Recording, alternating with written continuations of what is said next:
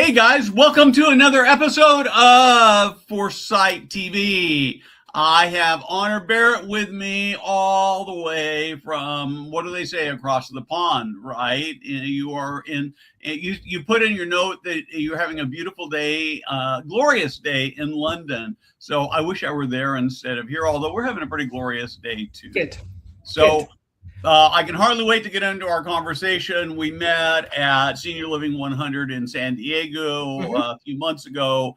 You're doing some really cool, interesting stuff, and we're going to talk about that and how it might apply to senior living. But first, this.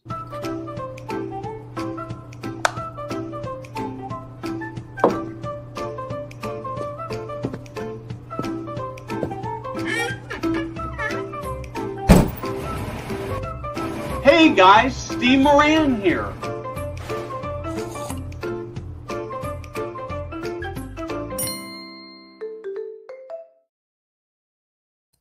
So I keep thinking I need to change my video. My team tells me no, but I used to wear glasses all the time. And then because I'm old, I had cataract surgery. And so now I'm back to readers. So Honor, tell me a little bit about who you are and your organization, and then I'd like to dig a little bit into senior living in London, in the United Kingdom, understand how it's the same and how it's different. Okay. Well, equally, Steve, the reason I agreed to do this interview was I was hoping to pick your brains as well about everything that's going on in the US, because typically, you'll find that we are about 15 years behind you guys. And when you travel to London, you're a bit like, oh, you guys are so backward, get with the program. So we're a very nascent industry here, predominantly the for sale model. So my company, Birchgrove, is the first and still only company that does exclusively later living for rent. And I think that's because typically in the UK, we have been obsessed with home ownership in a way that perhaps you're not in the US. And so when I started Birchgrove 8 years ago, everybody told me that it would fail, that you will never persuade an old person to step off the housing ladder, liquidate their equity in their house and rent in later life. And you know what happens, Steve, when people tell you you're going to fail? You screw yourself down, don't you? And make sure you don't bloody fail. So we are 8 years old. We have 9 communities in and around London. Typically much smaller than you guys do in the US, because for us, land is very scarce. This is a tiny island with 68 million people living on it. So we typically do up to about 80 units here in the UK. And it is an absolute joy to be the first mover, to be finding, early adopting, up for it old people who are happy to step off the housing ladder, take a risk, and do something none of their friends will have done. And they are living their best lives here in the UK, but it hasn't been easy. That's what I'll say. Oh man, I've got so many questions. I've got this long list of questions that I prepared, and I'm mostly going to go off script because I'm so fascinated with what you're doing. So I guess my first question is how old are your typical residents at move-in? Our typical resident is 82, which I think, is that a little bit older than you might expect in independent living in the US? So I would say, so I've got to ask you a couple more questions before I can answer them. Okay, all right. So typically, go ahead and finish up. Then I'll come back. 82. What I hadn't realized, Steve, was that there was, now, of course, I should have known, but that there was a direct correlation between the price of what we're doing and age. And the higher the price, the older our resident appears to be. And so in those post-COVID years, when inflation in the UK was running hot, I put my prices up to match inflation, and the corresponding age of my resident got older. And of course, now I'm trying to slightly undo that damage. It was naive, but I made that mistake, and now I'm correcting it. So I've never actually, it makes perfect sense, right? But I don't know that I've ever had anybody make that correlation. So the second question I have is, what level of care do you provide? Is let's talk about what the U.S. looks like. You probably already know this, but just to make sure we're on the same page. So Yeah. we have an active 55, which tends to be rental properties, or you've got something like a Margaritaville or Sun City or the Villages. Probably familiar with at least some of those, where it's mostly people buy properties, like-minded people sort of together, still typically own a home, and then we get independent living. Or another active 55 where it might be rental. Then we get to assisted living, and then of course memory care. So what level, are you providing, when people move into your 82-year-olds, are you providing care, and how much? I think what I do is what you would call independent living.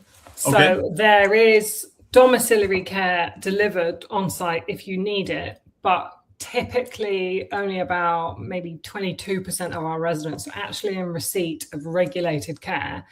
All the rest of them are getting their care with a small c needs from, the concierges and the maintenance guy and the chef and all that sort of stuff. So it's a care light model, but we aspire for people to go all the way and die with us, because we don't want them to have to do another move. If we can. So what happens when this is more like I do in a pre-call, but this is actually really interesting, I think, to my audience as well. So when somebody needs assistance with things like medication or bathing or dressing, how do you handle that? So we normally in the local town will have what we believe to be the best domiciliary care gang. But you're free to choose whoever you want to come and do your care, and we will facilitate them coming in, and they will come in and do your medication prompts and help you shower. Yeah, typically, doesn't it? It starts with like a hair wash once a week, and then it migrates up from there. And it should go all the way through to, when people get to 4 care calls a day, we do say to them, it would be cheaper now if you lived in a care home. It's your choice. If you want to stick here at Birchgrove and keep going, that's fine. But once you're at 4 care calls a day, you're adding your costs up quite a lot on you. Okay. So you do have care homes that would be roughly the equivalent of our assisted living? So all meals included. You're on a care package, so you have as much care as your package allows you to have. It's typically more a smaller ensuite room rather than the full apartment with the fitted kitchen. I'm still in the fitted kitchen, 750 square foot vibe. Okay, terrific. So that actually helps a lot. So you would really fall into sort of what we would call independent living. Yeah, I think so. There are a number of companies, probably the 2 biggest are Holiday Retirement and Hawthorne, sort of same family roots. 3 meals a day, I think weekly housekeeping and weekly laundry, maybe. I'm not, somebody might chime in and clarify on that. And then often they'll have so you call it domicile? Yeah, domiciliary care, which I think is a Latin term that means in the home. Yeah. So we have what we call home care agencies, and they'll bring in care aides to come in and help with those things, so they can stay longer before they might go into a care home. Although often that you'll find that as part of a single campus. So again, still all rental as well as CCRC. Yeah. And that's the thing I'm really jealous of with you Americans, because you have the land to do the campus approach. Yeah. For me, the idea that I might move in somewhere at the age of 65 and know where I'm going to end up when I'm 95, I would, as a consumer, I'd find that really reassuring. We just don't do that at all in this country. We typically, one of my sites is 0.4 acres. I don't even know. Wow. Do you use acres? Yeah. It's tiny. It's right on the high street. It's central London. It's tiny. So I would love to do a CCRC. Yeah. Could you go outside because what we find is for the larger campuses, often, particularly when you're talking big cities, is they tend to be on the fringe of the city, because again, if you're in San Francisco or Chicago, it's not going to be the same. It's going to be the land problem is the same problem. So we have lots of planning restrictions about building in Greenbelt, because again, this island is tiny. They're protecting the green bits. tough. Quite Okay. recently, when we came to San Diego, we visited a couple of Americans, and they were going up, you know, up to, and I was like, oh, this is amazing. This is really fun, isn't it? It's sort of sexy boomer stuff. It was really fun. Yeah. Cool. Okay, so let's continue on. I want to. How did you get into this? Do people ever choose to be in later living? I think we all fall in by mistake, don't we? Yeah. My career has been in film and television, and I sold my agency to a private equity firm, and they had a later living brand that was struggling, and they said, will you go and have a look at it and see if you can give it a razz? And of course, as soon as I walked in, I was like, oh my God, this is what I want to do with the rest of my life, because the company of old people is just so reassuring, isn't it? Especially when the world is like this. Yeah. When someone says, oh yeah, we've been through the 3-day week and we've been through the 7-day war and all that, you sort of go, oh, it will end. The good times will come again. That's right. So one of the questions I have, so you basically created a brand new version of senior living that hadn't been seen before. Yeah. How did you go about marketing it, telling your story?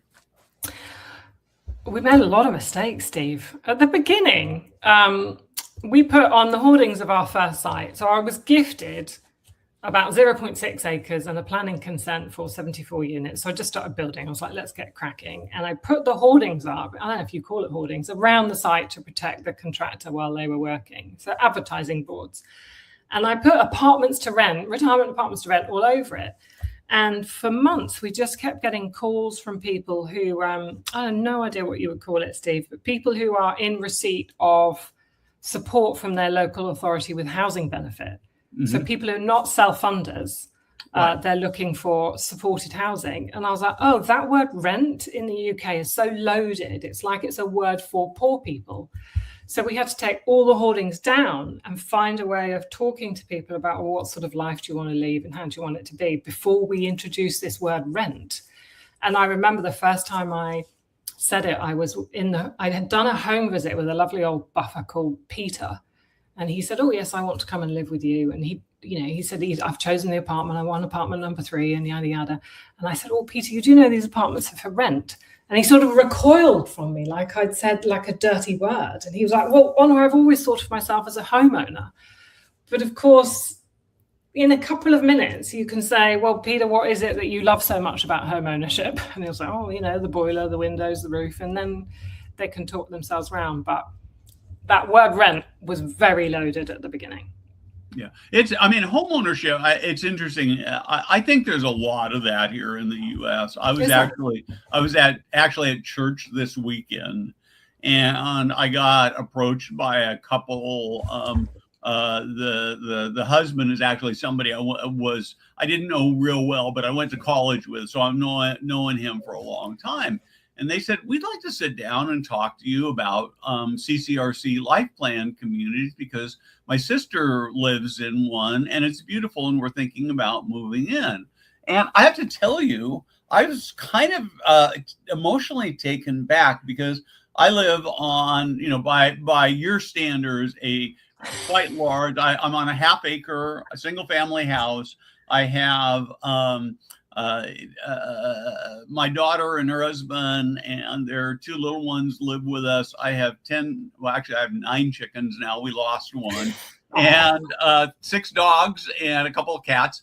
And I'm thinking, but I also recognize that one day I'm going to look at that, and I have somebody who comes and does most of my yard work, so I'm not doing most of the care. Yeah. But someday I'm going to look at that and think, this is just too damn much work.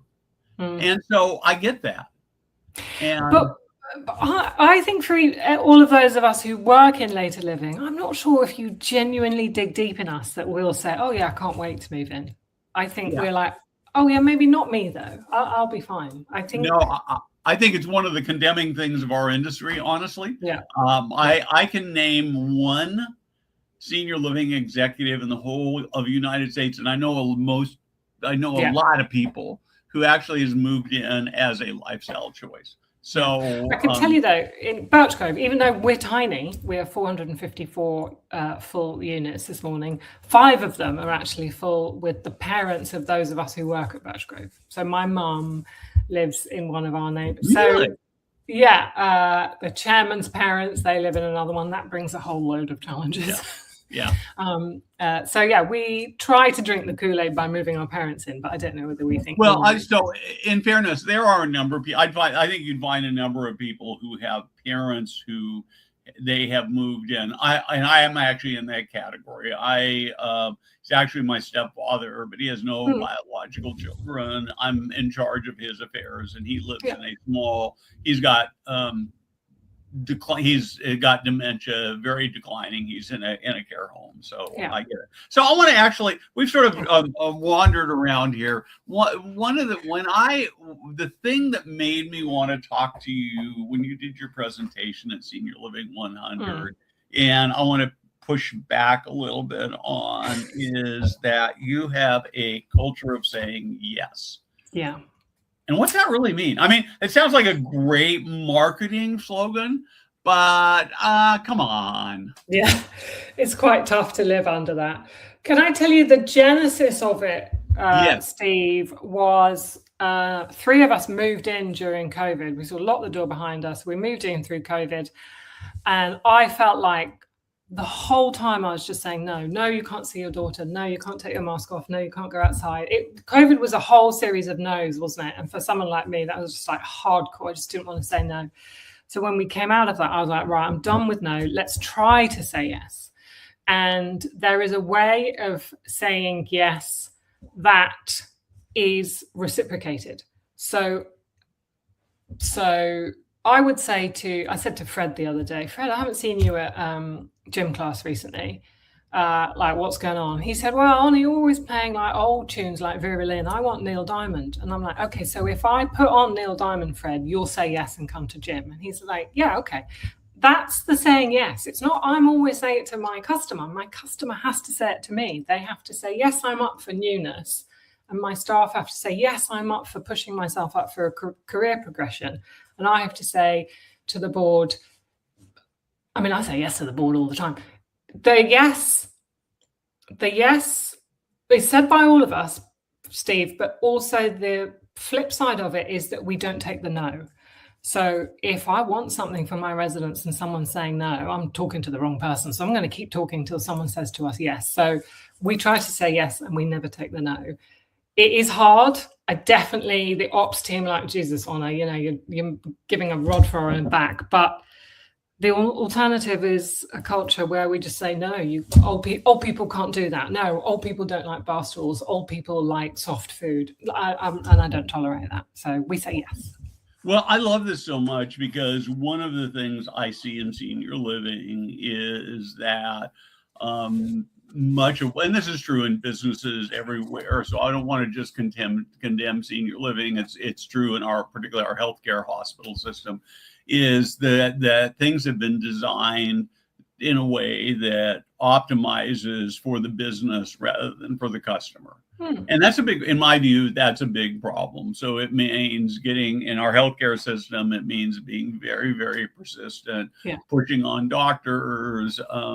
I use a lot of ChatGPT so I can tell the doctor what I want them to do and be educated about it. And I don't mind finding a number for the C-suite and trying everything I can to push to get there because I'm looking for yeses as a customer. I mean, because yeses are what we all want, right? Yeah. And you feel the no's as a customer. I'm like, who's got the power here? Like, you're saying no to me, but I'm the customer. I want some yeses. So the only time it has really caught me out once, Hillary said to me, oh, well, Honor, I've never touched a real elephant. I was like, oh, geez, how am I going to say yes to this one? So Hillary, we had to settle for a wildlife documentary, but that's probably the only one that's totally beaten me. Yeah, that is terrific. So how long have you been open? Our oldest community is 6 years old. Okay. And one of the things, there's loads of things that we ask when we come to the US that we're always trying to find out, like, what is a really good target for average length of stay? Like, how do we know we're doing a good job if our average length of stay? What would you say is the answer? In independent living, what's cream of the crop? Yeah, I would think for independent living, 3 to 5 years, particularly if you have an 82-year-old, is sort of 82 is your average move-in age, because by the Yeah. time you get past, by then you're hitting close to 90, right? So Yeah, it's just if it's 3 years, you're churning a third of your building every year, aren't you? yeah, And you are. you're Yeah, then, and that is that's the challenge of the US market at the moment, the UK market, Steve. And sometimes when I come to the US and you guys say, "Oh, it's tough for us too," I'm like, "Oh, thank God, I'm not alone." yeah. But the slow fill up is killing us, and it's really difficult to understand. We have a housing crisis here in the UK where there's just not enough homes for everybody, and yet all of us are sitting on empty units. And the idea that we're building something that people don't actually want is sort of slightly breaking our souls, and we feel we can't work out, is there a moment where we crack it and everybody loves it, or is this how it's going to be? Is this, you're 15 years ahead, is it still tough? Yeah, so I'm gonna put on my marketing hat here. I know this is really a broadcast thing, but I'm gonna one of the things that we are terrible about in the senior living industry here in the U.S., and I think you guys could benefit for the same thing, is storytelling. I do not think that we do a very good job. The two problems: we don't do a very good job of collecting it. So you've been into this for 6 years now. You have some residents who are in love with it, and you've got the television background. So, how much time are you spending doing videos, getting people to tell their stories, getting family members to tell their stories? Because I suspect a lot of times the family members are going to be super influential in saying, "Mom, selling your house and moving into a Birchwood is going to make your life and our life better." So, I tell you what, two things that we've done here, Steve. So we've been going for 6 years, and it's like, oh God, this is quite hard. So last November, we thought, why are we constantly trying to invent how to market to seniors when you Americans have been doing it that much longer? So we terminated the contracts of all our UK marketing agencies, and we've put everything with Grit and Gravel out of Nashville. And we committed to Grit and Gravel. We said, we're not going to second guess you on anything. We're not going to push back on anything. If you tell us, do this and do it in pink and write it in capital letters, we're going to do whatever you tell us, because and we're just making it up. So they took over all our profile from February. There was a terrible dip. And I was like, oh my God, what have I done? Like, the phones aren't ringing. It's really hardcore. And this is just they're pushing through the European legislation. And now, what was really amazing, Grit and Gravel said, no, our job is not to make your phone ring. Our job is to educate your customers. So when they pick up the phone, they know exactly what they're asking you for, and they've done all their research. And what is amazing with Grit and Gravel is the reservations that we're taking now. With Sherpa, you measure how many hours in front of the customer it takes. We were at 18 hours, and this is now chipping down. It's like 16 hours and they've only been doing it a few months. So they're educating our customers so much that when the customer gets to the sales room, they're primed and they're ready, and it's taking us less time to convert. So I'm like, okay, the Americans know better than us. We've outsourced. Right. So after we're off the air, I'm going to introduce you I want to do an intro to a friend of mine who is the best salesperson in the United States. And he's got a system that is just unbelievable. It's a little hard to learn, I think, but he's somebody who might be worthwhile for you to talk about. I want to come back to culture of yes for a minute. Does that apply to your employees as well? Yeah. Talk to me about So an example would be this amazing young boy who is 21 called Louis, who started working for us as a concierge in Woking in one of our communities. And he cracked away at that and did it about 6 months. And then he comes up to me. So I'm the chief exec. He's a 21-year-old concierge. He came up to me and he said, "Oh, Anna, I think I'm too good to be making coffees. I think I need my next, push." I'm like, "Okay, Louis. All right, I'm going to start your career." And he became a sales assistant, and now he's a sales manager, and now he's head of sales. And that happened over space. He asked me, push me. And I said, yes, all right, I'll push you. And so the yes has to be applied to people saying, I'm an ambitious young woman, I want to get on in life, but I need a shift pattern that works around the school pickup. Okay, I can do that because you've said to me you want to invest in Birchgrove, so I'm going to invest back. There's a lot of yeses. Occasionally at the Christmas party, when people get a bit drunk, they say, oh, why do I want a pay rise? They don't get the yes on that day. Of course. If you're a pushy, ambitious person who wants to just be kind on a maximum level, then you're going to get a yes. Cool. So what about staff turnover? Do you have trouble, finding people to work? And what kind of turnover do you have? Staff retention is 85%. Wow. But Steve, let me just say, our buildings have 15 members of staff. Your buildings have 60 members of staff. Right. So, because we're not providing 3 meals a day, that whole shebang there, and we're not doing any care, so that's not part of it. I'm talking about people who spend time with the residents, the handyman, the housekeepers, that, and we're at 85%. We work really hard at that. We have living wage here, minimum wage, so if you get paid minimum wage. But then the next step up is something called living wage. And living wage is you can have a family and once a month something can happen, like you need to go to the dentist and you can still afford it. And that's living wage. And so we pay living wage. You know, they get all the stuff that you do, we come over all the time and you guys show us badges and business cards and ambassador schemes and stars, and we just steal all your ideas, and we've got an 85% retention. Yeah, well, I think this idea of always saying yes as a concept is something we could steal.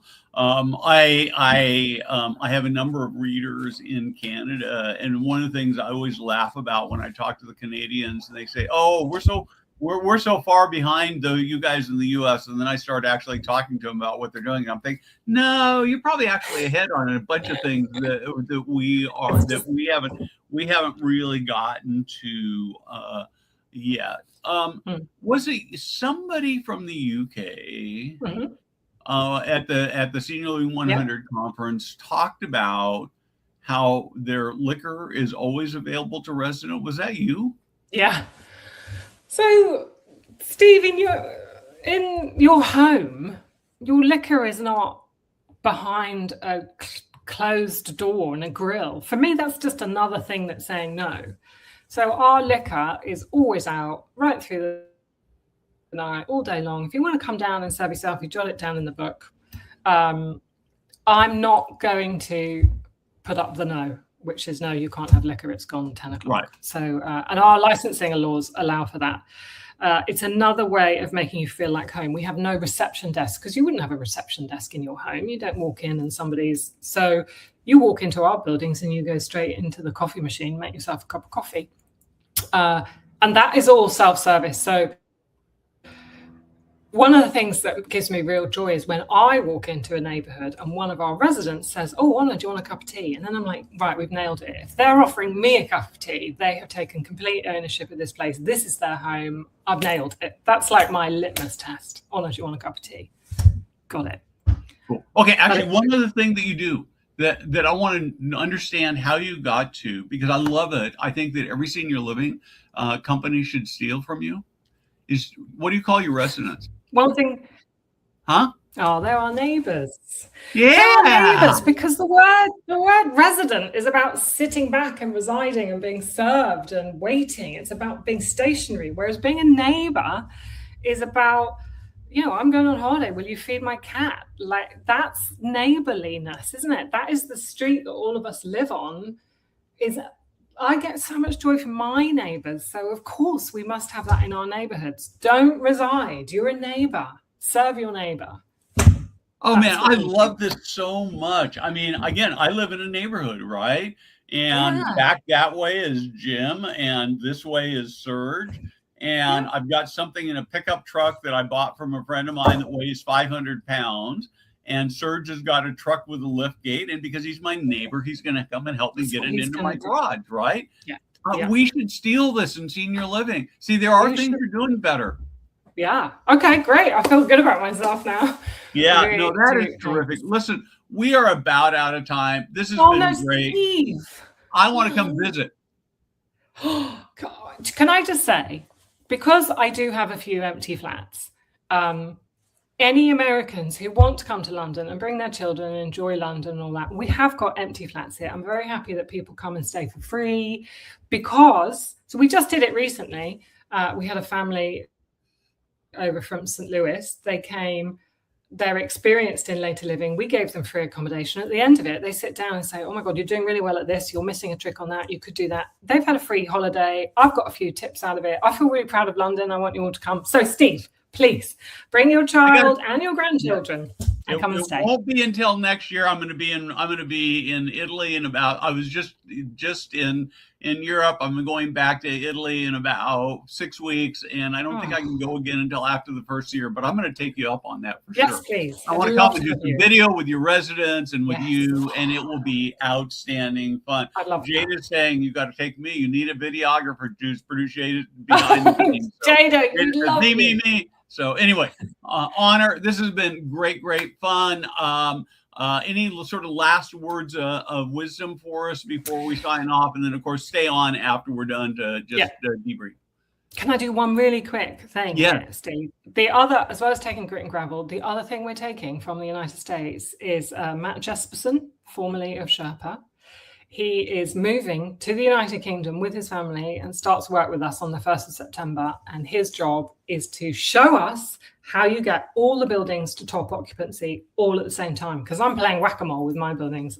And so anybody who knows Matt Jesperson, I'd love you to send him an email and say, go America, go take over that. Because I'm really proud of him for making this really big decision to move his whole family to London.